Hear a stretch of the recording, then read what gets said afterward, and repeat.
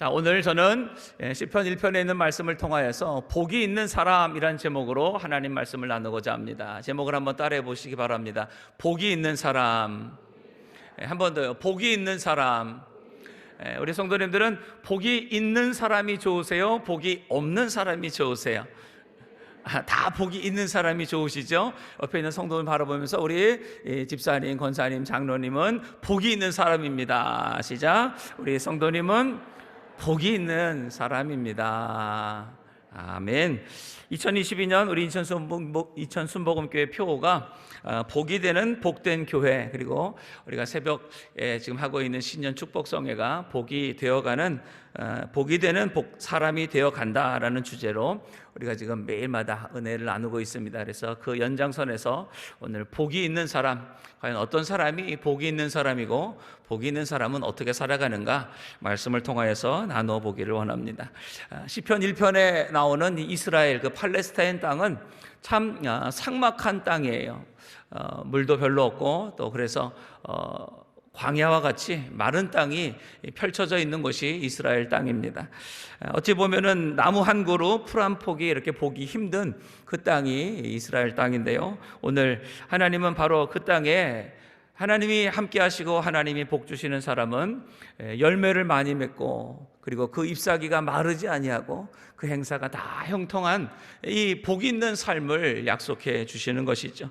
생각해 보세요. 그 흙밖에 없는, 모래밖에 없는 광야에 푸른 나무가 열매를 많이 맺는 모습을 보면은요, 야, 아마 그 사막에 그 목마르고 힘든 삶을 지나가다가, 야, 어떻게 이 사막에 이런 나무가 있을까? 야, 어떻게 사막에 이런 열매를 맺을 수 있을까? 아마 놀라고 그것으로 인하여서 행복을 누리게 될 것입니다. 바로 저와 여러분의 삶이 이 땅에 지금 이 코로나로 인하여서 또 여러 가지 힘들고 어려운 이런 모든 삶 속에서 야, 어떻게 저렇게 늘 기쁘고 감사한 삶을 살 수 있을까? 어쩜 저렇게 늘 행복한 열매가 삶 속에 맺어질 수 있을까? 우리 모든 가족이나 이웃들이 우리를 보면서, 우리 교회를 보면서, 우리 성도들을 보면서 놀랍고 또 행복하게 하게 될 줄로 믿습니다. 이것이 바로 복된 성도, 복된 삶이 되는 것이죠. 예수님은 우리 인생을 향하여서 두 모습으로 말씀을 하고 계세요. 마태복음 7장에 있는 그 말씀 중에서는요, 좋은 열매를 맺는 좋은 나무가 있는 반면에 나쁜 열매를 맺는 못된 나무가 있다고 예수님은 우리에게 말씀을 하십니다. 그래서 과연 오늘 우리는 좋은 열매를 맺는 좋은 나무인지 아니면 나쁜 열매를 맺는 나쁜 열매로 지금 우리가 살고 있는지 다시 한번 우리의 삶을 되돌아보면서, 그래서 마태복음 7장 20절에 그 열매로 나무를 알지라라고 말씀하세요. 처음에는 무슨 나무인지 잘 몰라요. 제가 서울에서 태어나서 서울에서 어려서 잘 보니까 솔직히 말해서 나무를 보면 그게 무슨 나무인지 잘 몰라요. 그래서 이게 뭐 배나무인지 사과나무인지 감나무인지 뭔지 잘 몰라요. 그런데 언제 알 수 있느냐? 그 나무가 뭐를 맺으면 열매를, 그 나무가 만약에 배를 열었어요. 그러면 그 나무는 무슨 나무겠어요? 잘하세요. 그러면 사과를 맺으면 무슨 나무겠어요? 대추를 열면은요, 대추나무죠. 이야, 쉽죠? 그래서 나무는 뭘 보고 안다고요? 열매를 보고 아는 거예요. 우리의 인생도 마찬가지예요. 우리 인생의 열매를 보고 우리의 인생이 좋은 사람인지 아니면 못된 사람인지 우리의 모든 인생이 우리의 맺는 열매를 통하여서 알게 된다는 것이죠. 그래서 복이 있는 사람은 뭐냐? 오늘 하나님은 복이 있는 사람은 바로 좋은 나무와 같은 사람이라는 거예요. 그래서 우리의 인생이 아무리 광야와 같이 메마르고 황량한 이 세상을 우리가 2022년 우리가 살아간다 할지라도 물가에 심은 나무가 그 잎이 무성하고 그 잎이 마르지 않고 그리고 열매를 맺고 그 모든 것들이 다 형통하게 되는 것처럼 우리가 하나님 안에, 하나님의 은혜 안에 우리가 살아간다면 어떤 인생의 어려움이 다가와도, 코로나가 다가와도, 오미크론이 다가와도, 어떤 어려움이 다가와도 우리 인생은 날마다 복이 있는 삶이 될 줄로 믿습니다. 그래서 하나님은 많은 사람들 가운데, 이 땅의 많은 민족들 가운데에 이스라엘 민족을 택하셨어요. 그래서 그들을 복이 있다고 말씀하시고 그들을 복된 민족으로 세우셔서 다른 모든 민족의 복의 근원이 되게 하여 주신 것이죠. 지난 주일 정호 담임 목사님 설교하신 창세기 12장 1절 2절 제가 한 번 더 읽도록 하겠습니다. 내가 너로 큰 민족을, 2절부터 제가 읽을게요. 내가 너로 큰 민족을 이루고 내게 복을 주어 내 이름을 창대케 하리니 너는 복의 근원이 될지라. 너를 축복하는 자에게는 내가 복을 내리고 너를 저주하는 자에게는 내가 저주하리니 땅의 모든 족속이 너를 인하여 복을 얻을 것이니라 하신지라. 아멘. 땅의 모든 족속이 바로 하나님이 택하신 하나님의 백성들을 통하여서 복을 얻는다는 것이죠. 그래서 한번 따라하시기 바랍니다. 우리가 복의 근원이다. 옆에 있는 우리 권사님 설명하여서 우리 권사님이 집사님이 복의 근원이십니다. 시작. 우리 집사님, 권사님, 장로님이 복의 근원이십니다. 아멘. 하나님은 우리를 그렇게 해서 세상 가운데서 택하여서 복의 근원 삼아 주셨어요. 그래서 우리로 하여금 하나님의 은혜와 복을 받아 누리게 하시고 이제는 그것이 우리 안에 차고 넘쳐서 그것이 우리의 가정으로 또 우리 모든 이웃들로 하나님을 흘러가게 하시는 축복의 통로가 되게 하여 주시는 것이죠. 그래서 아무리 마른 땅에도요 하나님의 은혜가 임하면 그 가운데 이렇게 풍성한 잎과 열매가 맺어지게 되는 것처럼 우리 저와 여러분의 삶 속에서 은혜가 넘치게 될 줄로 믿습니다. 자, 사진을 몇 장 준비했는데요. 앞에 좀 먼저 보도록 하겠습니다. 한번 보여주세요. 자, 이게 지금 이스라엘 광야예요. 이스라엘 광야에 보세요. 저렇게 아무것도 없는 이 광야에 그 마른 땅에 그 한가운데 뭐가 있어요? 나무가 다 시들었어요. 파랗고 잎이 많아요. 잎이 많고 파랗잖아요. 세상에 어쩜 저렇게 저 사막 한가운데, 그 다음 사진 한 번 더 보여주시면은요, 그런 이 사막 한가운데 있는 나무가 있어서요 거기에 이렇게 그늘이 생기니까 그 뜨거운 햇빛 그 밑에 그 사막을 지나가는 사람들이 거기서 쉼을 얻기도 하고 잠시 또 평안을 누렸다가 새 힘을 얻고 또다시 새 길을 떠나게 되는 것이죠. 이것이 바로 우리 교회요, 우리의 모습이에요. 이 정말 힘들고 지쳐가는 2022년 이 삶 속에서 우리 교회가 복이 되는 복된 교회가 되는 것이고 또 복이 되는 복된 성도가 되어서 이 땅에 살아가는 힘들고 지친 사람들에게 위로와 소망을 주는 저와 여러분 다 되기를 주의 이름으로 축복합니다. 한 장만 더 볼까요? 자, 다음에 보면은요, 그 나무가 그 광야를 지나가는 이 동물들 그들에게는 먹이도 되고 또 그들 동물들도 쉬게 하는 이런 이 생명을 공급하는 은혜가 되게 되는 것이죠. 그래서 이런 모습입니다. 광야 같은 그곳에 이 나무가 피게 자라게 되고 거기 그 풍성한 잎을 통하여서 사람도 동물도 모두가 살리는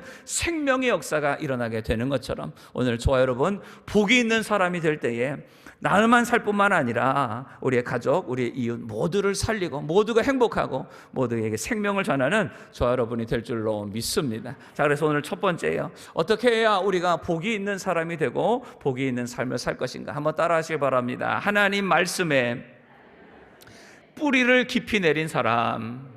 네. 복 있는 사람은 누구냐? 하나님 말씀에 뿌리를 깊이 내린 사람이 복이 있는 사람이 됩니다. 성경에 아까 우리가 봤던 나무가 시띠나무예요. 시띠나무. 한번 따라 보세요. 시띠나무.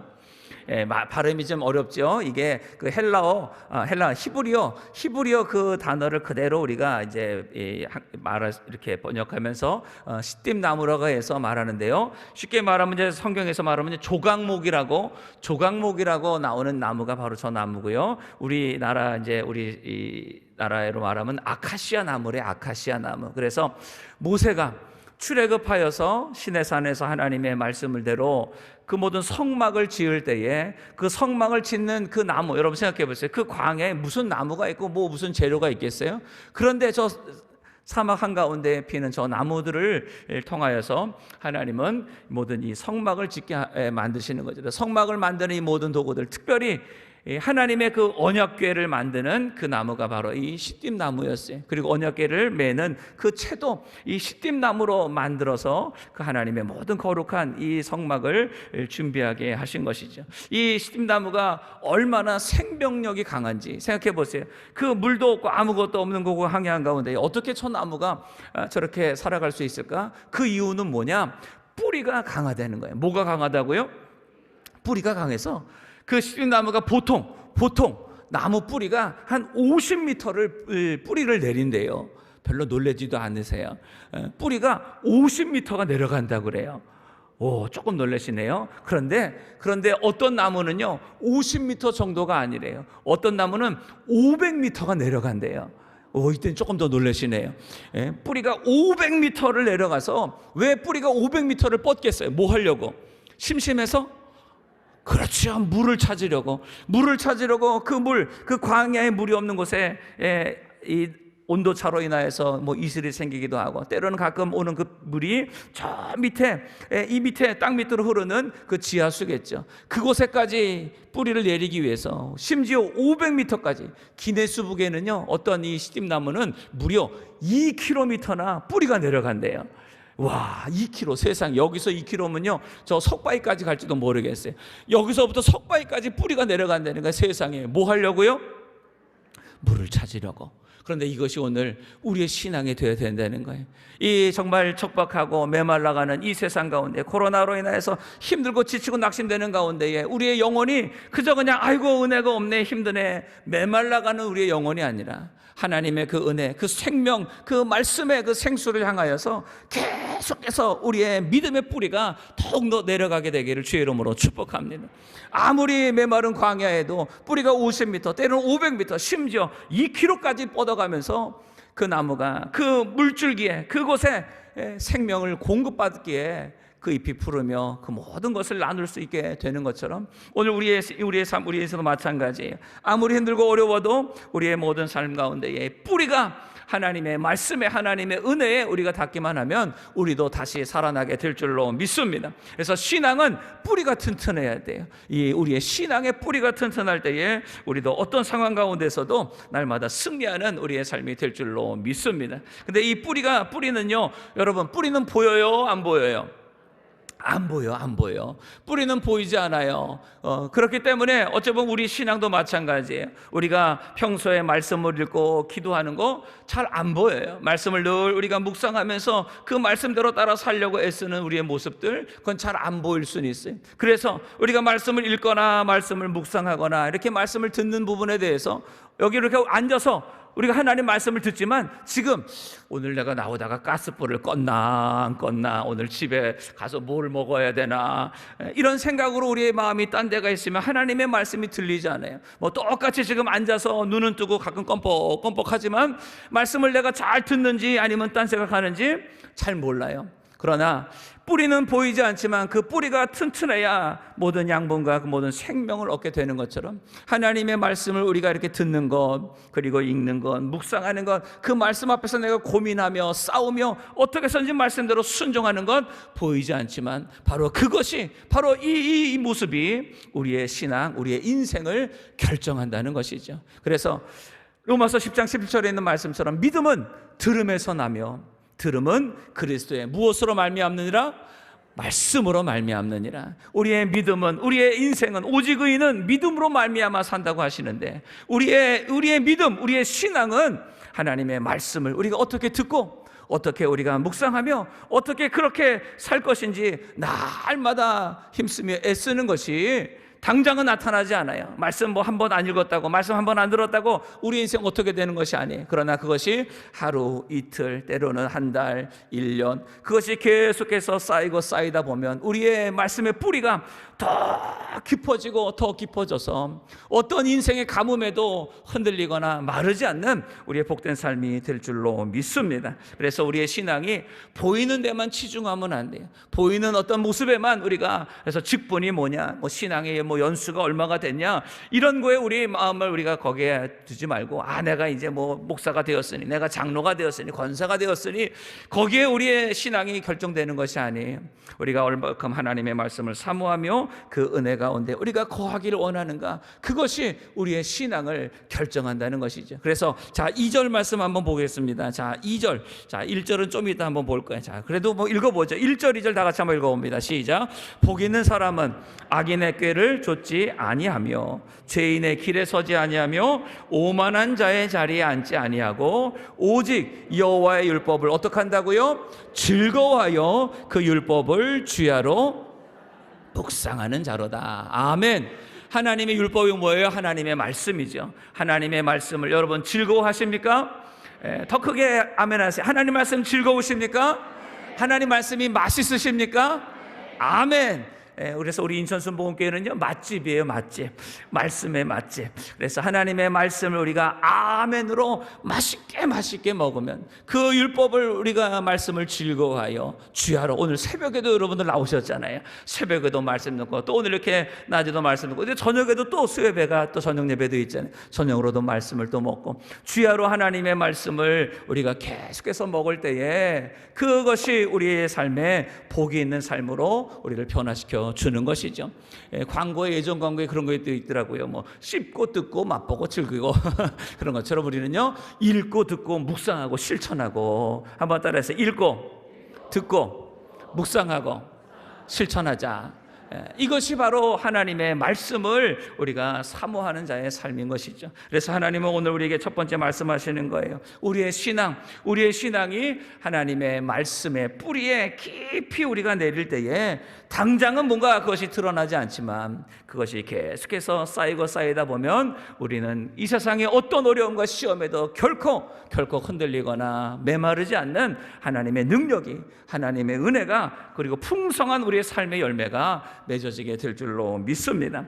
마태복음 7장 24절 25절에도 이렇게 예수님 말씀하세요. 그러므로 누구든지 나의 이 말을 듣고 행하는 자는 그 집을 반석 위에 지은 지혜로운 사람 같으니, 하나님의 그 모든 말씀을 듣고 행하는 자는 그 믿음이, 삶이 반석 위에 세운 집과 같아서, 그래서 비가 내리고 창수가 나고 바람이 불어 그 집에 부딪히되 무너지지 아니하나니 이는 주초를 반석 위에 놓은 연고요. 우리의 인생의 그 주초를 말씀 위에 둘 때에 우리의 인생은 흔들리지 않는, 무너지지 않는 튼튼한 인생이 됩니다. 그래서 사는 성도 여러분들, 신앙생활하다가 우리가 왜 자꾸만 우리가 넘어집니까? 왜 자꾸만 우리가 약해지고 여러 가지 유혹과 시험에 흔들립니까? 다른 것이 아니에요. 우리의 모든 말씀에 뿌리가 자꾸만 깊어지지 않고 얕게 있다가 보니까 조그만 물질의 어려움이나 환경의 어려움이나 관계의 어려움, 그 앞에서 나도 모르게 내 모든 믿음이 그냥 송두리째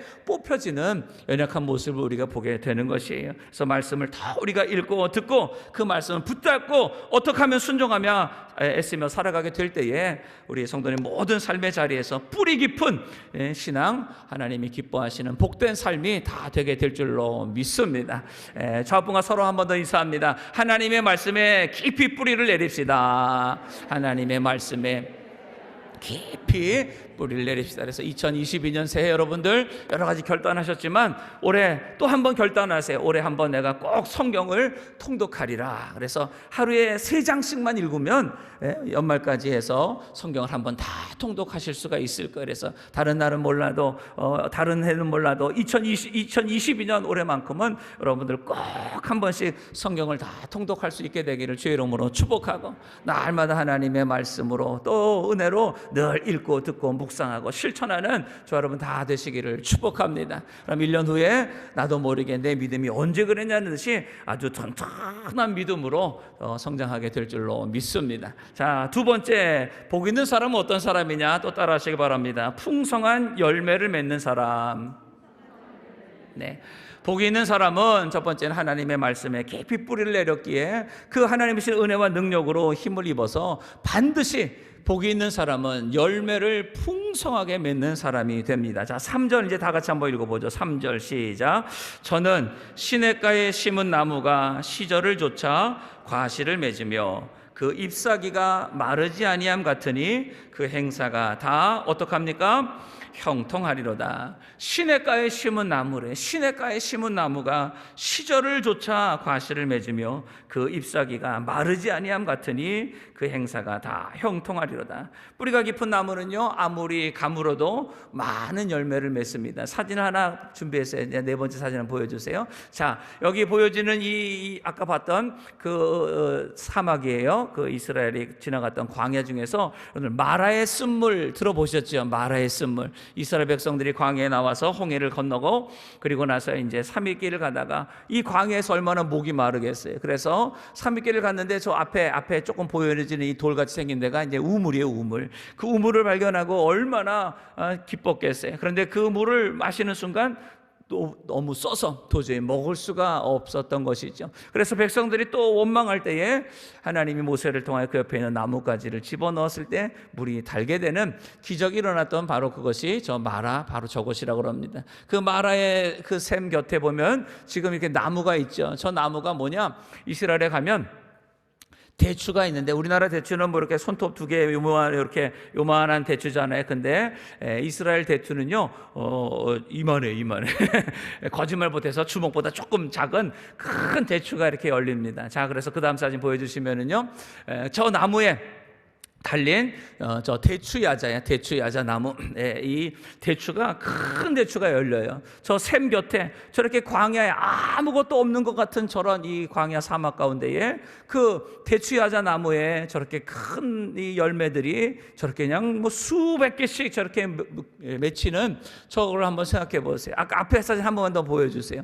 세상에 어디에 물이 있고 뭐 어디에 뭐가 있겠어요. 그러나 저 땅 밑에 있는 저 물에 그 뿌리가 내려가 있기에 저 나무가 저 광야에서 많은 열매, 이제 그 다음 살 한 번 더 보여주시면 되겠어요. 저렇게 많은 열매를 맺게 되는 것처럼 이제 됐습니다. 오늘 우리의 삶, 우리의 인생도 마찬가지입니다.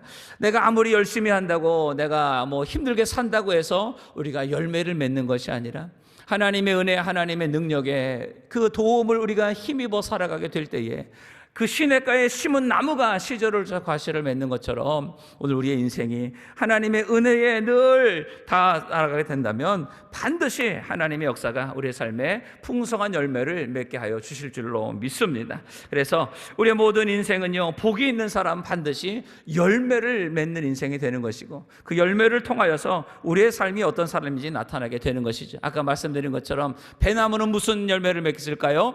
배나무. 사과나무는요, 사과나무를 맺겠죠. 여러분, 그러면 저와 여러분은 어떤 열매를 맺어야 될까요? 하나님이 우리에게 원하시는 열매는 과연 무슨 열매일까요?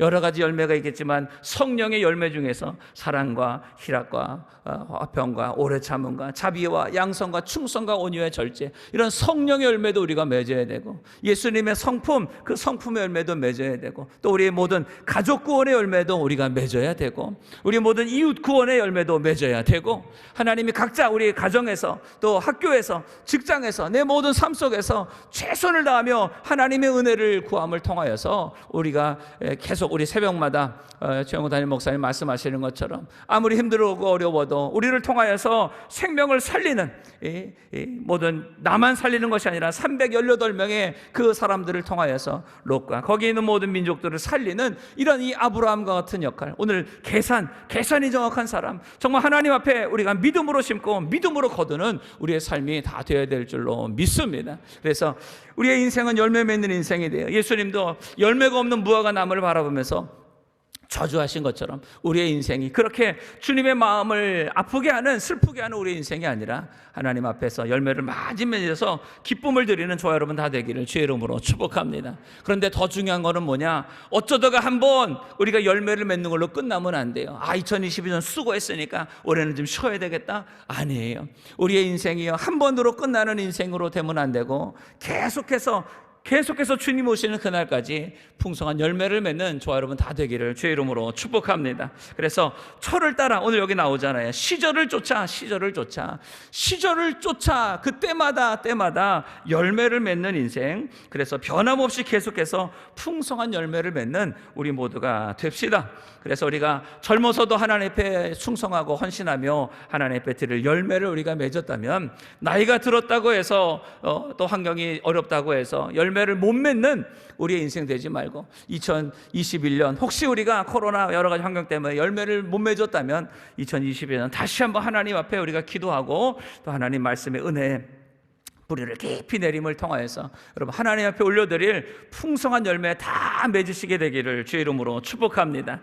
30대 맺은 열매가 있고요, 40대 맺은 열매가 있어요. 50대, 60대, 70대, 80대, 심지어 90대, 우리의 모든 삶 속에서 주님 앞에 가는 그날까지 인생의 그 계절에 따라 여러분들 많은 열매 맺기를 주의 이름으로 축복합니다. 옆에 우리 서로 축복합니다. 인생의 시절을 따라 많은 열매를 맺읍시다. 시작. 인생의 시절을 따라 많은 열매를 맺읍시다. 젊어서 맺는 열매가 있고요, 나이 들어서 맺는 열매가 있어요. 우리의 인생이 그저 그냥 뭐 겉사람은 후패하나 끝나는 것이 아니에요. 속사람은 날로 새롭도다. 주님 말씀하시는 것처럼 더 성숙하고 더 하나님 보시기에 아름답고 더 귀한 열매를 맺는 저와 여러분 다 복된 삶이 되시기를 축복합니다. 3절 그 말씀 보니까 그 중간에 그 잎사귀가 마르지 아니함 같으니 라고 말씀해요. 어떠한 인생의 가뭄에도, 어떠한 인생의 어려움 가운데서도 여러분 마르지 않기를, 날마다 하나님으로 인하여서 여러분의 삶이 충만하기를 축복합니다. 아까 우리 찬양팀이 그런 찬양했어요. 찬양이 언제나 넘치면 은혜로 얼굴이 어떻게 된대요? 환해요. 성령의 충만한 모습을 서로가 느껴요 라고 하는데, 우리 옆에 계신 우리 성도님 얼굴 한번 잠깐 보세요. 은혜로 얼굴이 충만한지, 아니면은 구기자차를 많이 드셔서 얼굴이 좀 구겨지셨는지 오늘 오신 모든 분들에게 얼굴이 확 피라고 하나님의 은혜의 피자 한 판씩 제가 드립니다. 아멘으로 또 받아가세요. 자, 하나님의 말씀의 피자 드셔서 여러분 얼굴이 활짝, 영혼이 활짝 펴시기를 주의 이름으로 축복합니다. 우리 원로 목사님이 올해 우리에게 감사 축복이라고 운동을 이제 하신다고 하셨잖아요. 한번 따라해서 감사합니다, 사랑합니다, 축복합니다. 하나님이 그럼 우리에게 복을 주십니다. 하나님이 우리에게 복 주시는 거, 복 달라고만 하지 말고 우리가 하나님께도 사람에게도 감사하고, 또 하나님도 사랑하고 우리 이웃도 사랑하고, 또 우리가 모두를 축복할 때에 하나님 우리에게 복을 내려 주실 줄로 믿습니다. 감사 축복 그 일지를 이렇게 쓰는데, 저희 이제 가족 아이들도 함께 쓰는데요. 뭘 쓸지 이렇게 고민을 하는 거예요. 그래서 고민하는데 막내 효준아, 고민하지 마. 너 그거 친구들 있잖아. 너네 친구들 너네 반에 30명 있으니까 하루에 3개씩 3명씩 누구 축복합니다, 누구 축복합니다. 그거 쓰면은 열흘은 된다. 축복 누구 축복합니다. 그런데 그 중에서 안 친한 애도 있다고 그러는 거야. 그럼 안 친한 애 있으면 더 써줘, 걔네들을. 그리고 혹시 너 힘들게 하거나 네가 지금 마음에 안 드는 친구 있으면은 그 애들 이름을 더 축복해줘. 그러면 그 축복이 너한테 그대로 온다. 그래서 오히려 나를 힘들게 하고 어렵게 하는 사람들 더 축복하는 거예요. 그래서 제가 가끔 이렇게 얘기를 하는 거예요. 윗집 아랫집 층간소음 때문에 이렇게 힘들고 어렵잖아요. 이렇게 그냥 어떻게 할 수도 없고 저렇게 할 수도 없고, 그러면 어떻게 해야 되느냐? 축복하는 거예요. 하나님 윗집을 축복합니다. 하나님 복 내려주셔서 돈 많이 벌어서 다른 집으로 이사가게 하여 주옵소서. 아니면 뭐 하나님이 그 복이 그 사람이 안 받으면 다시 하나님이 나한테 내려올 거예요. 그러면 내가 복 받아서 더 좋은 집으로 이사 가면 되는 거예요. 할렐루야. 그래서 우리가 괜히 윗집 아랫집 이렇게 층간소음 때문에 싸울 것 없고, 나를 힘들게 하는 사람 맨날 쥐지고 볶고 그것 때문에 할 것 없고 마음껏 축복하세요. 자, 옆에 분과 서로 바라면서 축복합니다. 재미있는 얘기 하나 해드릴게요. 어떤 여자 집사님이 있어요. 기도를 많이 하는 분인데 그 남편이 신앙이 별로 없어요. 신앙이 별로 없는데 그 남편이 신기한 거예요. 어쩌면 우리 아내는 세상에 한 번도 다른 사람을 원망하거나 욕하거나 흉보는 거를 한 번도 하지 않는다는 거예요. 그러면서 정말 힘들고 어려울 때도 있을 텐데 이렇게 다른 사람 누구에게도 원망하지 않고 불평하지 않고 어쩌면 저렇게 할 수 있을까? 그래서 하도 신기해가지고 그 남편이 아내에게 물어보고, 아니 당신은 원망하는 사람이 없어요? 당신은 싫은 사람이 없어? 힘든 사람이 없어? 어쩜 그렇게 다른 사람한테 원망도 안 하고 그럴 수가 있냐고. 그러니까 그 아내가 그러니까 나는 그렇게 나를 힘들게 하고 속상하게 하고 괴롭히는 사람들 있으면 하나님 앞에 가서 기도해요. 하나님 저 사람을 불쌍히 여겨 주옵소서, 불쌍히 여겨 주옵소서라고 해서 기도한다는 거예요. 그래서 남편이 그렇구나 하고 있다가 며칠 있다가 자기가 이제 낮에 집에 들어올 일이 있어서 집에 들어왔는데 그 아내가 집에서 기도를 하고 있는 거예요. 울면서 막 기도를 하고 있는데 뭐라고 기도하나 들었더니 자기 남편 이름을 불러가면, 하나님 우리 남편 불쌍히 여겨 주옵소서, 불쌍히 여겨 주옵소서, 불쌍히 여겨 주옵소서. 무슨 얘기인지 아셨죠? 불쌍히 여겨달라고 기도하면 하나님이 그 마음에 위로와 소망으로 다 이겨나가게 하신다는 그런 이야기였는데, 우리도 마찬가지예요. 왜 속상한 일이 없고 왜 힘든 일이 없겠어요? 때로는 남편 때문에, 때로는 자식 때문에, 때로는 나 자신 때문에 얼마나 속상해요. 와, 나는 이렇게 못났을까? 나는 왜 이렇게 아무것도 못할까? 나는 왜 이거밖에 안 될까? 내 자신에 대해서 얼마나 우리가 때로는 화도 나고 섭섭하기도 하고, 때로는 이 못난 내 모습 때문에 상심이 될 때가 있잖아요. 그렇기 때문에 사랑하는 성도 여러분들, 우리가 다른 사람도 축복하지만 여러분 자신도 축복하세요. 여러분 한번 두 손을 가슴에 얹고 여러분 이름을 불러가면서 나 누구를 축복합니다. 시작. 나 최용석을 축복합니다. 축복합니다. 축복합니다. 힘들고 어려울 때 여러분도 축복하세요. 그래서 매일 일기 쓰기 할 때, 매일 쓰기 할 때 잘 모르시면은요, 생각나면 최용석 목사님 축복합니다. 좀 써주시고, 아니면 그렇다고 해서 최용석 목사님 불쌍히 여겨 주옵소서. 그러시면 또 안 되고 그렇게 하셔도 돼요. 그러나 거기에다가 여러분 이름도 쓰세요. 그래서 하나님 나 누구를 축복합니다. 그러면서 나도 축복하고 여러분 가족도 축복하고, 때로는 정말 여러분을 힘들게 하는 누군가 있다면 그 사람을 원망하지 말고 오히려 그를 축복한다면 하나님의 은혜가 더욱더 우리 가운데 넘쳐나게 될 줄로 믿습니다. 이것이 어찌 보면 축복의 열매 아니겠어요? 사랑의 열매, 감사의 열매. 2022년 정말 저 여러분의 모든 삶 속에서 감사 열매가 더 많이 맺혀지기를 주의 이름으로 축복합니다. 사랑의 열매가 더 맺혀지기를 축복합니다. 축복의 열매가 더욱 맺혀지기를 축복합니다. 하나님의 복이 주렁주렁 맺혀지기를 주님의 이름으로 축복합니다. 복 있는 사람은 뭐 하는 사람이에요? 열매 맺는 사람이에요. 복 있는 사람은 뭐 하는 사람이라고요? 열매 맺는 사람이에요. 오늘 2022년 여러분의 삶에 어떤 열매를 맺을 것인가? 원망의 열매를 맺으실 거예요? 아니에요. 감사 열매를 맺어야 돼요. 우리 가운데 절망의 열매를 맺을 거예요? 미움의 열매를 맺을 거예요? 아니에요. 우리에게 사랑의 열매를 맺어야 될 것이, 우리가 맨날 저주하고 비난하고 욕하는 열매 맺어야 되겠어요? 아니에요. 하나님의 축복의 열매 우리가 맺는다면 나머지는 하나님이 복 주시고 하나님이 책임져 주실 줄로 믿습니다. 그럴 때 우리의 모든 행사는 다 형통하게 됩니다. 하나님이 복을 내려 주시는 거예요. 그래서 나무는 그 열매로 알게 됩니다. 우리가 날마다 생각하는 것이나 말하는 것이나 우리가 행하는 모든 것이 우리의 열매가 될 거예요. 그래서 뿌리에서 보이지 않지만 우리가 말씀 생활, 기도 생활이 깊어지면 그 모든 은혜와 능력을 힘입어서 원망할 수밖에 없고 미워할 수밖에 없고 늘 싸우고 절망할 수밖에 없는 우리의 입술과 우리의 삶이 감사와 사랑과 축복이, 행복이 넘쳐나는 우리 모습이 될 줄로 믿습니다. 올해 2020년 여러분들 풍성한 열매 다 맺기를 주의 이름으로 축복합니다. 자, 마지막 세 번째 따라하세요. 흔들리지 않는 사람. 뭐 하지 않는 사람이라고요? 흔들리지 않는 사람. 자, 복습할 거예요. 첫 번째, 복 있는 사람은 어떤 사람입니까? 하나님의 말씀에 뿌리를 깊이 내린 사람. 두 번째는 복 있는 사람은 어떤 사람이라고요? 방금 했죠. 열매를 많이 맺는, 풍성한 열매를 맺는 사람. 세 번째, 하나님의 복 있는 사람은 누구냐? 흔들리지 않는 사람이, 흔들리지 않는 사람. 자, 1절 이제 다시 한번 읽어보죠. 1절과 4절 읽어봅니다. 1절, 4절 시작. 복 있는 사람은 악인의 꾀를 좇지 아니하고 죄인의 길에 서지 아니하며 오만한 자의 자리에 앉지 아니하고. 4절 읽습니다. 악인은 그렇지 않으며 오직 바람에 나는 겨와 같도다. 여기서 말하는 이 악인과 죄인과 오만한 자, 이 사람은 하나님의 말씀에 뿌리를 내리지 않는 사람이에요.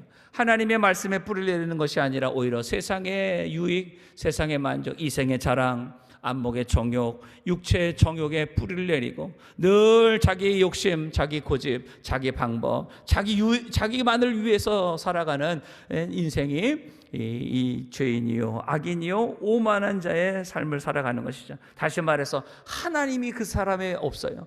하나님과는 상관없이 늘 이 땅에 자신의 깨와 실수와 어떤 여러 가지 욕심, 탐욕으로 인하여서 자신만을 위해 살아가는 인생, 수단과 방법을 가리지 않아요. 과정을 중요하게 여기지 않아요. 기준도 없어요. 그때 환경의 상황에 따라서 말을 바꾸고 행동을 바꾸고 그러면서 흔들리는 사람, 그 사람이 바로 하나님 말씀하시는 이런 악인에게 죄인의 길 오만한 자의 자리에 앉는 사람, 그런 모든 사람은 바람에 나는 겨와 같도다. 작은 시험과 그 모든 어려움에 그의 인생은 아무것도 아닌 것처럼 다 사라지는 인생이 된다고 하나님 말씀하시는 것이죠. 열매를 맺지 못하는 건 당연한 것이고, 그 인생은 지금은 푸를지 몰라도 얼마 안 있어서 뿌리가 뽑힌 나무는 다 시들고 죽는 것처럼 그 인생은 곧 말라 죽게 될 것이고, 그 인생은 형통한 인생이 아니요 그 인생은 늘 불통한 인생이 될 수밖에 없다는 것이죠. 그래서 4절에 바람에 나는 겨와 같도다 하나님 말씀.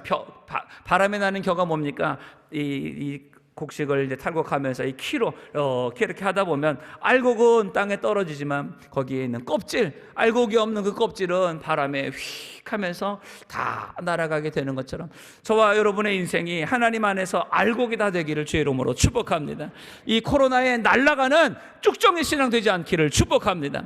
이번 코로나 때문에 얼마나 많은 우리 성도들 가운데 지금 바람에 막 날아가는 성도가 얼마나 많이 있어요. 믿음의 뿌리가 없고 신앙의 깊이가 없고 하나님으로 은혜로 살아가지 못하니까 이 코로나 1년 2년 지나가면서 막 우수수 마치 가을에 겨울에 낙엽이 떨어지듯이 다 신앙 잃어버리고 떨어지는 우리의 주변의 이웃들을 우리가 보지 않습니까? 그렇게 되지 우리 않기 위해서 오히려 이제 그들을 더 하나님의 말씀 앞에 더 튼튼히 붙잡고 세워나갈 수 있는 우리 모두가 되기를 원합니다. 우리가 살아가면서 시험과 문제가 없을 수는 없어요. 늘 바람은 불어요. 그래서 예전에 그런 노래도 있잖아요. 바람아 멈추어 다오. 바람나무 아니 가지 많은 나무에 바람 잘 날 없다고. 인생에 바람이 그칠 날 기다리면 그건 아무것도 할 수가 없죠. 늘 우리 인생에 마치 파도가 끊임없이 치는 것처럼 바람도 끊임없이 우리가 인생에 불어와요. 그 앞에서 우리가 날리지 않고 우리가 살아가기 위해서는 다른 것 없어요. 세상의 유혹에 이 세상의 만족에 내가 뿌리를 내리면 다 날아갈 수밖에 없어요. 그러나 하나님의 말씀에 뿌리를 내리고 기도 그리고 하나님의 그 은혜를 붙잡고 우리가 십자가 튼튼히 붙잡고 살아가게 될 때에 다시 말해서 내 삶의 중심이 하나님께 있고 내 삶의 기준이 말씀 위에 있고 내 삶의 모든 것이 주님 십자가 붙들고 우리가 살아가게 된다면 우리는 결코 흔들리지 않는 사람들의 말에 환경에 우리가 좌로나 우로나 치우치지 않는 믿음의 삶을 살게 될 줄로 믿습니다. 그래서 복 있는 사람은 뭐냐? 유혹과 고난의 바람에 흔들리지 않는 사람이에요. 옆에 있는 우리 성도님에게 한 번 더 인사합니다. 우리 흔들리지 맙시다. 우리 흔들리지 맙시다. 코로나에도 흔들리지 맙시다. 물질의 어려움에도 흔들리지 맙시다. 육신의 어려움, 육신의 연약함 가운데도 흔들리지 맙시다. 어떤 삶에도 흔들리지 맙시다. 흔들리지 말아야 돼. 요즘 침대도요 흔들리지 않는 편안함 그러면서 흔들리지 않는다고도 광고하는데 우리의 믿음이 흔들리면 되겠어요?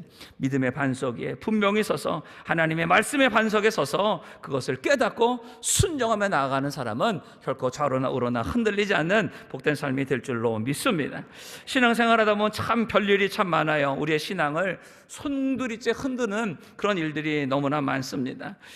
때로는 흔들릴 수는 있어요. 태풍이 불면 나무가 흔들릴 수가 있어요. 원로 목사님이 예전에 하신 말씀 중에서 제가 늘 마음에 새겨두는 말씀이 그런 말씀이 있어요. 태풍이 부는 것 그거 우리가 태풍이 하나님이 우리를 미워서 보내시는 것이 아니라 오히려 우리를 살리시려고. 그래서 태풍이 불어야 바다 깊은 곳까지 이 산소가 들어가서 거기 깊은 모든 이 생명들이 살아나서 바다가 살아야 우리 모든 인간도 자연도 살 수 있는 거고 또 이 모든 이 산의 나무들 또 우리 모든 이 나무들도 마찬가지.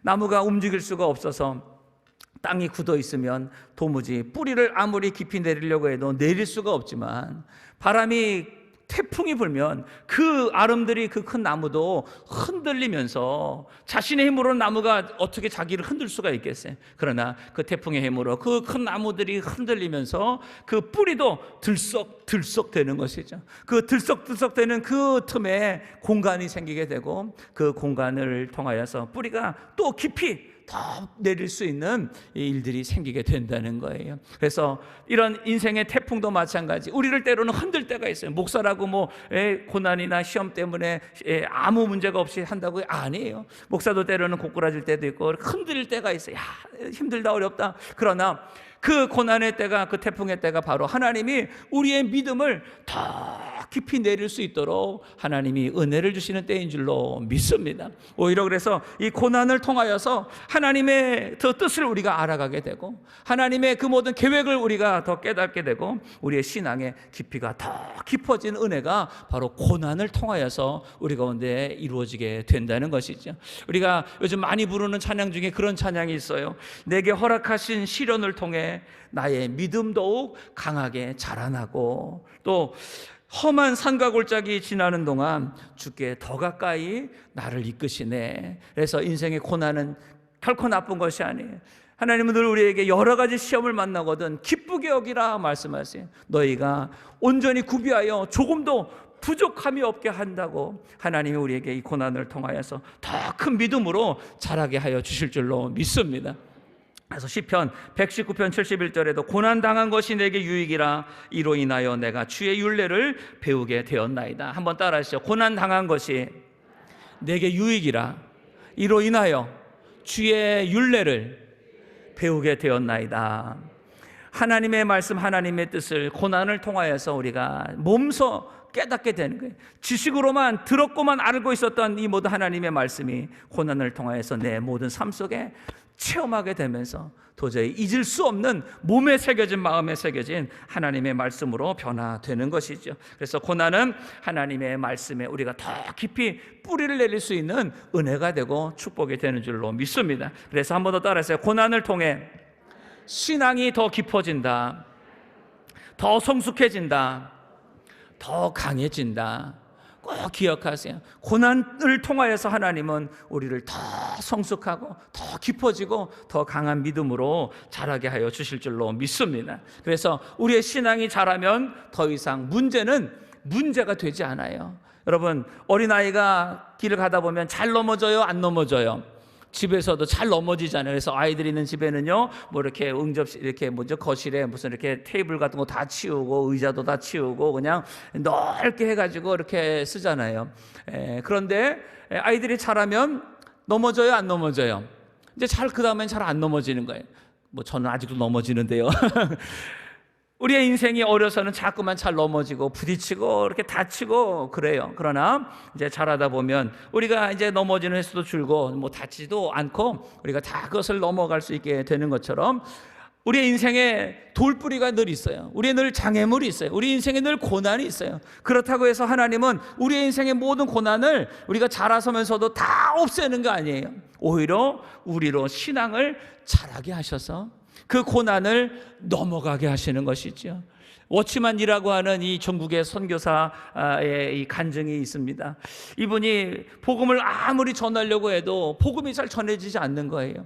자꾸만 자기 몸도 아파지고 사역도 막혀지고 이거 뭐 이러다가 이제 내가 끝나는 건 아닌가 낙심하고 절망하는 가운데 어느 날 잠을 자다가 꿈을 꿨어요. 자기가 전도하러 가다가 배를 타고 이제 강에 이렇게 쭉 가고 있는데 그 강을 가야 되는데 거기에 암초들 있잖아요. 그 강에서 튀어나온 그 바위 같은 암초들이 자기 앞을 가로막고 있다가 보니까 도저히 그 강을 쭉 지나가야 되는데 지나갈 수가 없는 거예요. 아, 이거 어떻게 해야 되나, 여기서 내가 지나가지 못하면 복음을 전하지 못해서 안 되는데 라고 하면서 생각하다가 하나님 앞에 기도하기 시작해요. 하나님, 이 암초를 좀 치워달라고. 하나님, 그래야 복음을 전할 수 있으니까 꿈에 이 암초를 치워달라고 기도를 하고 있는 거예요. 그랬더니 하나님이 음성으로 말씀하시는 거예요. 내가 이 암초를 치워주랴, 물을 더 이 강물을 높게 해서 지나가게 해주랴. 여러분 같으면 뭐라고 해주겠어요? 강에 있는 암초를 치워달라고 말씀하시겠어요? 물이 더 많아져서 배가 지나가게 해달라고 기도하시겠어요? 암초 치워달라고요? 하나님이 암초를 치워주옵소서. 암초, 그거에 그 강물이 계속해서 많아져서 그 모든 이 암초가 물에 잠기다 보면 배가 지나갈 수 있어요, 없어요? 지나갈 수 있는 거죠. 암초, 우리의 인생에 암초들이 많아요. 사람의 암초, 돈의 암초, 질병의 암초, 코로나의 암초, 우리를 가로막고 있는 내 인생을, 우리 가정을, 내 사업을, 내 자녀들을, 우리 교회를 막고 있는 암초들이 계속해서 우리 앞에 나타나요. 그때마다 암초를 치워달라고만 우리가 기도하고, 아니면 그냥 왜 내 인생에 이런 암초가 있느냐, 이 암초 언제 없어지냐 그러면서 낙심하고 절망하고 주저앉아 울고 있는 것만이 아니라 하나님 앞에 기도하는 거예요. 하나님, 은혜를 부어 주시옵소서. 하나님의 은혜가 내 삶에 넘치게 하여 주옵소서. 에스겔 47장에 있는 말씀처럼 하나님의 성전에서 나온 그 문지방에서 나온 그 은혜의 강물이 흘러갈수록 발목에서 무릎으로, 무릎에서 허리로, 허리에서 온몸이 잠기기까지 하나님의 은혜가 창일할 때에 거기서 헤엄치는 물이 된다고. 그 물이 가는 곳마다 좌우에 나무가 살고 바다가 살고 각종 물고기가 생기고 풍성한 열매가 맺어지게 되는 것처럼 하나님의 은혜가 흘러오면 우리의 모든 인생의 문제 암초들은 다 그것에 잠기게 될 것이고, 그리고 그 위로 우리는 은혜롭게 여유있게 찬송하며 지나가게 되는 것입니다. 여츠만이가 하나님 앞에 그렇게 기도했다는 거예요. 그랬더니 정말 어디서 강물이 흘러온지 모르게 갑자기 자기가 타고 있던 그 배가 강물에 쑥 올라가게 되면서 자신을 가로막고 있는 암초는 다 물속에 가라앉게 되고, 마치 홍해 바다에 그 모든 애굽의 군대가 다 전멸하게 되는 것처럼 그 모든 문제는 다 잠기게 되고, 그리고 그 강물을 지나 복음을 전하는 그런 꿈을 꾸다가 깼다는 거예요. 그러면서 이것이 하나님이 내게 주시는 말씀이구나. 내가 하나님 이 내 육신의 연약함 때문에, 지금 환경의 모든 문제 때문에 복음 못 전한다고 내가 이렇게 낙심하고 절망하는데, 하나님의 은혜가 부어지면 이 모든 것이 다 해결이 되는구나. 그러면서 늘 더 기도하며 하나님의 능력을 받아서 위대한 복음 전도자의 사명을 감당했다 그럽니다. 오늘 사랑하는 성도 여러분들, 내 앞에 어떤 문제가 있습니까?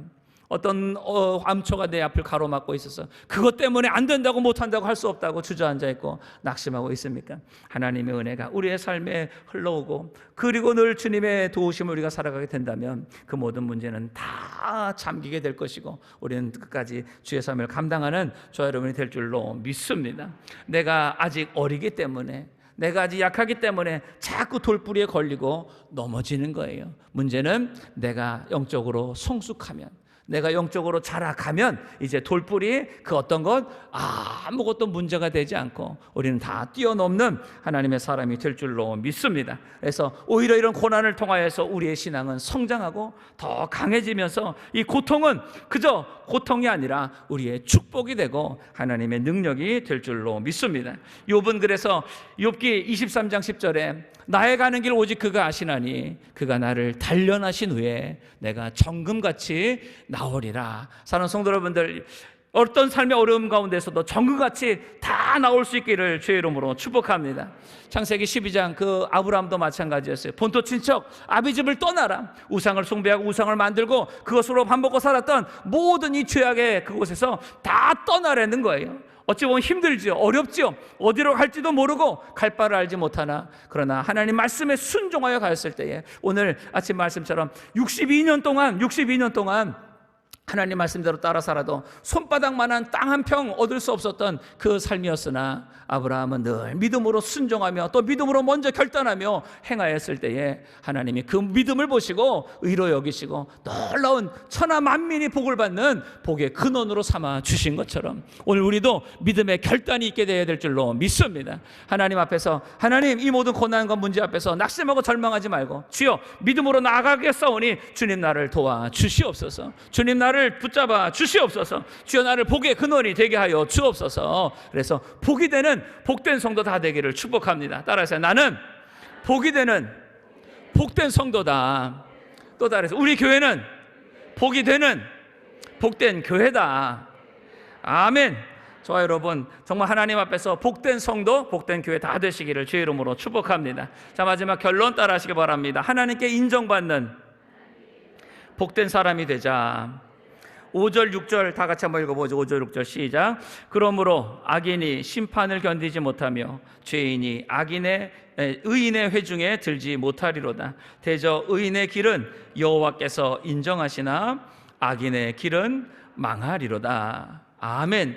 의인의 길은 여호와께서 인정하신, 하나님이 그 길을 인정하시고 그 길을 복 주시지만 하나님의 말씀에 뿌리를 두지 않고 열매를 맺지 않고 온통 세상의 이 원망과 또 욕심과 자기만을 위하여 열매 맺는 이런 모든 악인들, 오만한 자들, 그들은 다 망하리라고 주님 말씀하시는 거예요. 오늘 사랑하는 성도 여러분들, 정말 우리 대한민국을 위해서 우리가 더 많이 기도해야 돼요. 대한민국이 대통령을 선거할 때에 정말 하나님 오늘 주신 말씀처럼 하나님 말씀에 깊이 뿌리를 내린, 그래서 정말 하나님이 기뻐하시는 공의와 그리고 정직과 그리고 사랑과 정말 하나님의 말씀에 순종하는 이 열매가 맺혀지는 하나님의 사람이 이 나라의 대통령이 되게 해달라고. 그래서 그를 통하여서 정말 하나님의 뜻이 우리의 모든 대한민국에 이루어질 수 있고 어떤 사람들이나 환경에 흔들리지 않는 오직 하나님의 그 말씀 앞에서 정직하게 대한민국을 이끌어갈 수 있는 하나님의 사람이 되게 해달라고. 또 정치하는 모든 사람들, 또 우리 자신도 마찬가지예요. 나도, 우리 가족들, 특히 우리 자녀들, 우리 모든 성도들이 이렇게 복이 있는 사람이 되어서 하나님 앞에도 인정받고 세상에서도 축복의 통로가 되는 우리의 삶이 다 됩시다. 자, 마지막 사진 이제 한번 더 보여주세요. 자, 어떤 사진이냐면요, 전북 고창에 가면, 제가 예전에 한번 보여드린 이 사진인데요, 전북 고창에 가면 포도 농사를 하는 한 분이 있대요. 근데 이분은요, 포도 농사를 짓는데 한 24그루, 포도 나무가 24그루가 있대. 아이고, 뭐 포도 농사 짓는데 24그루밖에 없어. 그런데 그 한 그루가 어마무시합니다. 지금 여러분이 보여지는 이 나무, 이게 비닐하우스 안에 있는 이 포도나무인데요, 300평이래요. 300평. 300평 이 비닐하우스 안에 포도나무가 한 그루 있대. 한 그루. 한 그루에서 지금 이 나무 한 그루가 전체 이 300평에 뻗쳐 있는데 그 포도나무에서 열리는 포도수가 4,000송이, 4,500송이가 열린대요. 잘 이해가 안 되면 조금 설명을 드리면요, 보통 포도나무에서 열리는 포도가 한 40송이 정도 열린대요. 40송이, 뭐 많이 열리면 45송이 정도 열리는데 이 나무는 한 나무에서 몇 송이 열린다고요? 4,000송이, 4,500송이가 열린대요. 100배가 열린대. 100배가 열린다는 거. 세상에 100배가 열리는 이 나무가, 이분이요, 이런 나무가 이제 제일 큰 나무고, 또 좀 작은 나무도 한 3,000송이, 뭐 2,000송이 열리는 나무들이 있어서 24송이. 그래서 그 지역에서 제일 포도 농사를 많이 하는 분으로 유명한데요. 그리고 그 다음 사진 보여주세요. 이 포도나무가 이렇게 뭐 4,000송이 열리니까 포도가 작겠지? 웬걸요? 보통 포도보다도 1.5배가 크대. 보세요, 지금. 이분, 하시는 분 얼굴에 몇 배가 되는 거잖아요. 세상에 포도가 이만한 거. 이렇게 큰 포도송이를 4,500송이를 맺는데요. 한 나무가. 우와, 세상에. 어떻게 이런 일이 벌어질 수 있느냐?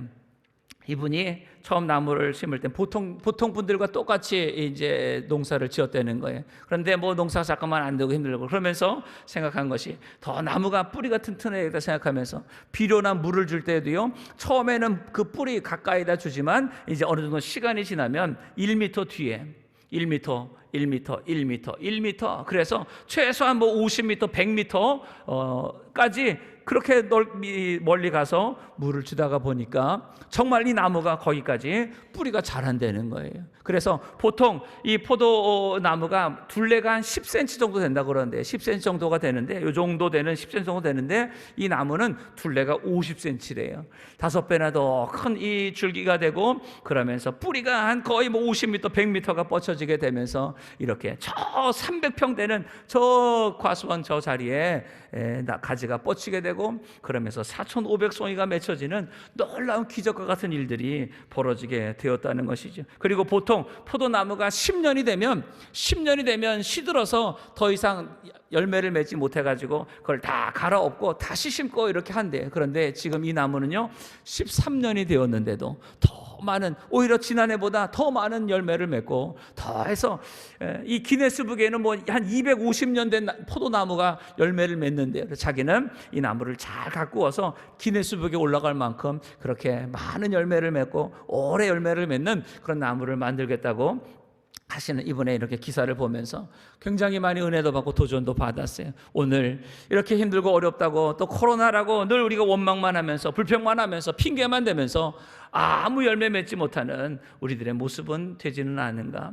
이렇게 정말 하나님의 말씀 앞에 오늘 3가지 말씀을 나눴어요. 하나님의 말씀에 뿌리를 깊이 우리가 내려서 그 말씀을 늘 즐거워하며 주야로 먹고 마시며 그 말씀대로 순종하는 사람이 될 때에, 아무리 광야 같은 세상에서도 그렇게 열매를 맺고 풍성한 열매를 맺는 그 나무처럼 오늘 우리의 삶에도 하나님 풍성한 열매를 맺게 하여 주실 줄로 믿습니다. 더 나아가서 우리의 믿음이 어떤 고난 어렵거나 어떤 상황에도 어떤 사람들 앞에서도 흔들리지 않는 그런 굳건한 믿음이 되어서 올 한 해만 잘하고 끝나는 것이 아니라 내년에도 후년에도 2022년만 아니라 내가 천국 가는 그날까지 날마다 해마다 하나님 앞에 풍성한 열매를 드릴 수 있는 우리 인천순복음교회 모든 성도 되시기를 정말 주님의 이름으로 축복합니다. 그래서 어찌됐건 2022년 올해가 한번 따라해서요. 2022년이 내 인생에 최고의 열매 맺는 해가 된다. 아멘. 그렇게 될지어다.